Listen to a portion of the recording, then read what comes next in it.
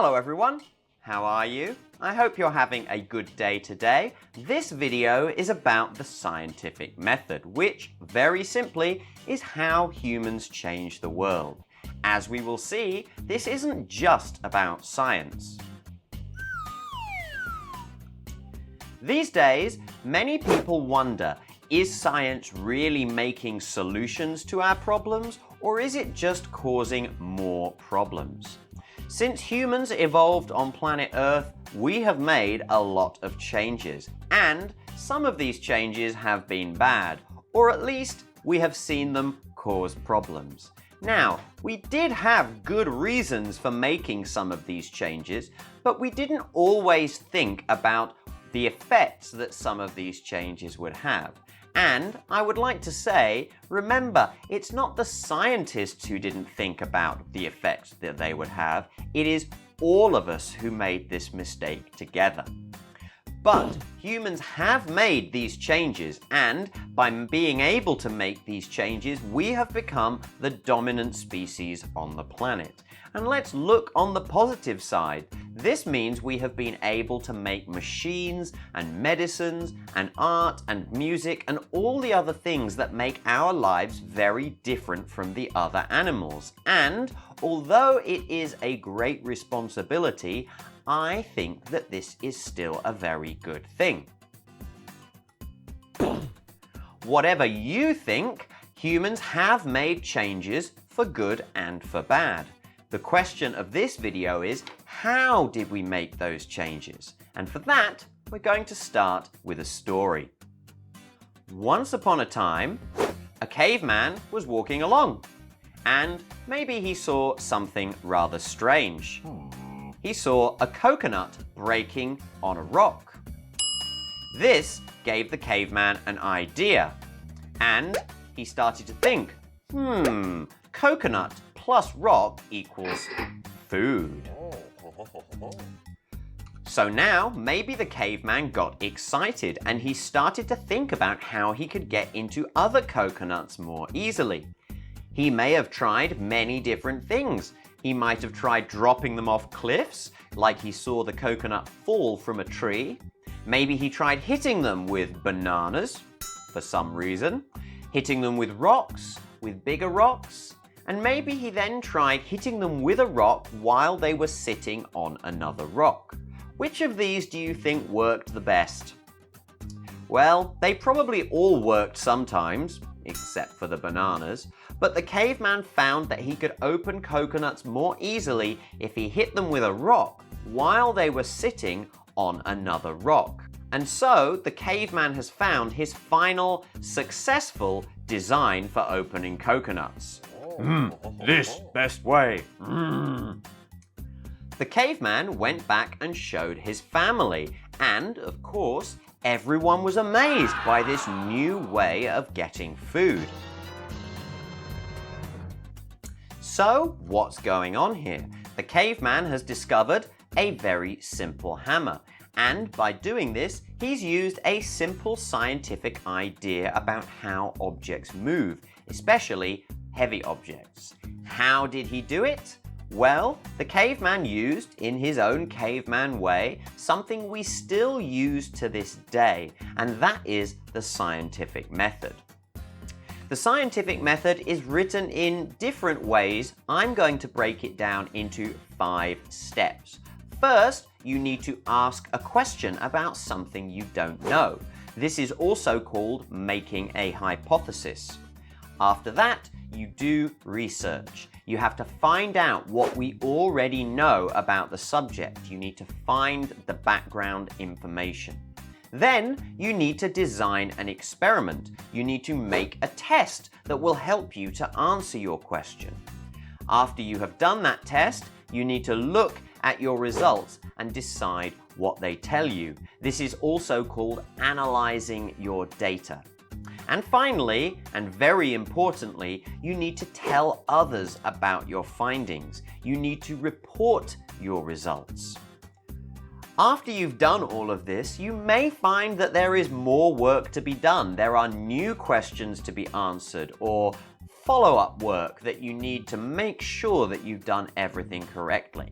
The scientific method is really more of a scientific cycle. So let's go through those steps one by one, starting with asking a question. If you don't know something about the world and you want to know it, you need to come up with an idea about how you can know it. And you can do this in two ways. You can ask a question or make a hypothesis. A question asks for unknown information. For example, what do people eat most often in the canteen at lunchtime? A hypothesis is a working guess about the situation, which might be true or false. For example, more people eat sandwiches in the canteen at lunchtime than any other meal. As you can see, really, asking a question and making a hypothesis are just two slightly different ways of doing the same thing. If we look at our caveman example, the caveman could have asked a question, how did the coconut break? Or the caveman could have made a hypothesis, the coconut broke because of the rock. Again, we can see these are just two slightly different ways of doing the same thing, and both of them can give the caveman ideas about how to find out exactly what made the coconut break. The next step in our process is to do research. That means finding out as much as you can about the subject you're trying to learn about. If you don't do your research properly, you might be reinventing the wheel, which means you're doing something really amazing, but it's something somebody has already done, so you're not really helping move science forward.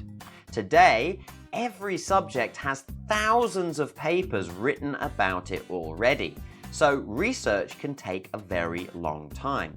For our caveman, research was pretty easy. He just had to look around him. Let's think about our caveman's research now. He had to look around and see what evidence he had. He knows that the rock is hard. He saw that the coconut fell fast. He saw the coconut hit the rock, and he saw the coconut break. This is the evidence he collected with his own eyes. But he might also have asked himself some questions. He might have asked, does it need to hit hard things? Does the coconut need to be moving fast? And can the coconut hit anything and still break? That's probably where he got the bananas idea from. These are kind of follow-up questions. These are ideas that will help him design different tests. In our next step, we design an experiment. When you're doing a test, you need to make sure you do the right kind of test. However you do it, the results you get need to clearly answer your question one way or the other. Today, scientists are measuring really tiny amounts, so they need to be very careful and precise with the tests they make. But again, for the caveman, it was quite easy. His tests were very simple. Let's look at some of the tests our caveman used. He probably thought, I need to try small rocks and I need to try big rocks. I need to try rocks and bananas.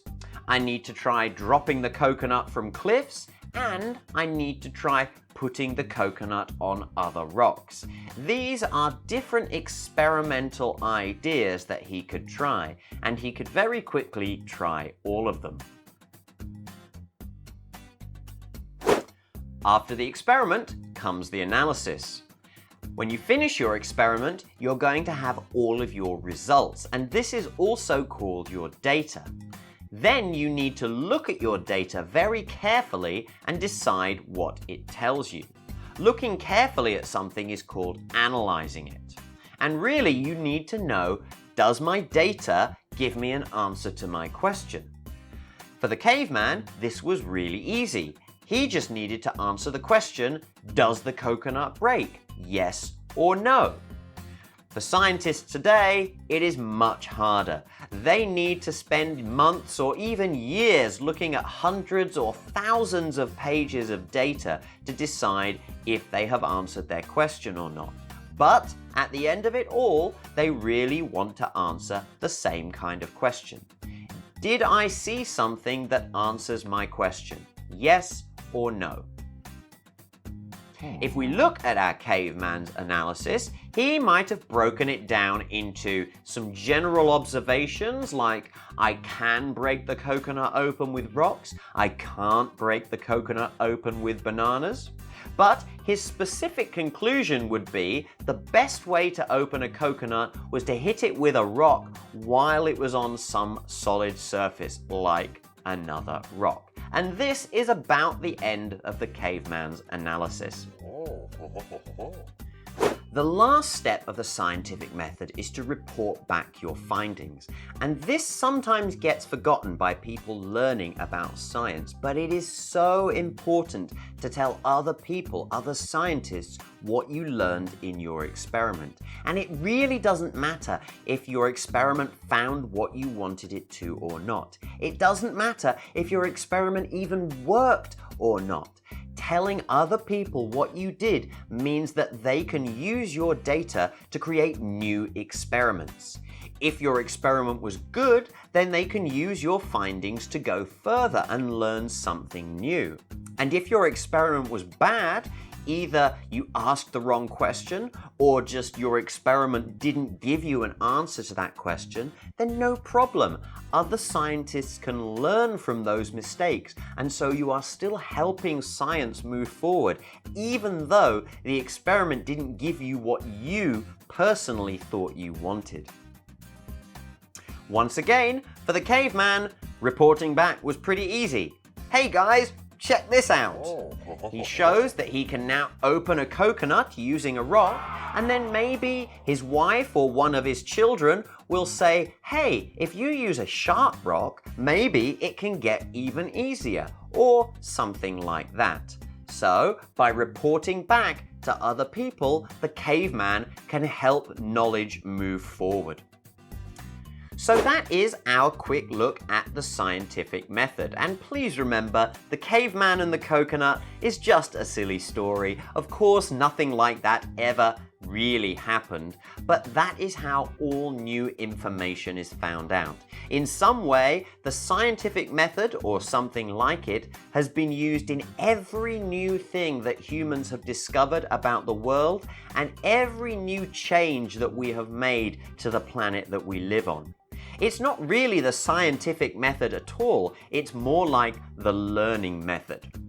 Thank you very much for watching this video. I hope you've enjoyed it. If you have, please leave a like to let us know, or share the video with a friend who is also learning about the scientific method.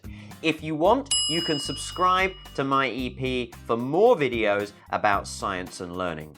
Thanks again for watching, and bye for now.